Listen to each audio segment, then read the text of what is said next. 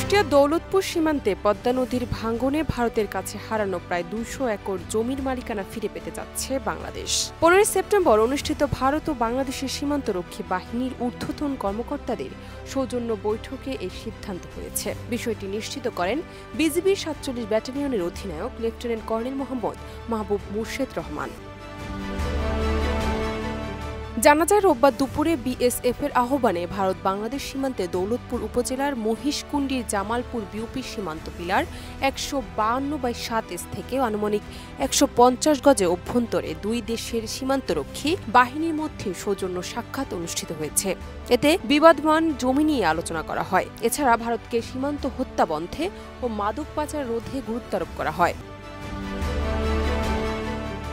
Lieutenant colonel মাহবুব মুর্শেদ রহমান বলেন, গত ১০ ফেব্রুয়ারি সার্ভেতে বাংলাদেশের পাওনা প্রায় ২০০ একর জমি ও ভারতের পাওনা প্রায় ৪০ একর জমির গড়মিল পাওয়া গেছে, যা আগামী অক্টোবরে সুবিধাজনক সময়ে উভয় দেশের সার্ভেয়ার বিজিবি বিএসএফের উপস্থিতিতে পুনরায় জরিপ করে প্রকৃত মালিকদের কাছে হস্তান্তর করতে উভয় ব্যাটালিয়ন কমান্ডাররা একমত হয়েছেন। তিনি আরও বলেন, মূলত সীমান্তের বিবাদমান অংশটি নদী এলাকা হওয়ায় পদ্মার ভাঙন ও প্রাকৃতিক দুর্যোগের কারণে দুই দেশের সঠিক সীমানা নির্ধারণে জটিলতা ছিল। দুই দেশের প্রচেষ্টায় তার সমাধানের সম্ভাবনা দেখা দিয়েছে। দ্রুত সঠিক সীমানা নির্ধারণ করা হবে, তবে জমি বুঝে না পাওয়া পর্যন্ত কেউ তা ব্যবহার করতে পারবেন না। ডেস্ক রিপোর্ট, দেশ রূপান্তর।